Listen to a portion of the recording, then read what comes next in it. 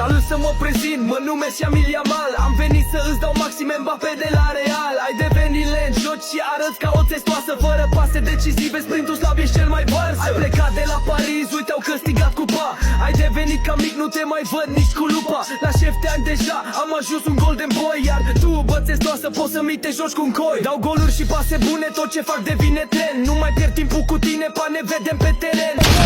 Hai să vedem ce bagă și fratele Mbappé. Let's go! Mică, mică, te pui cu un colosal.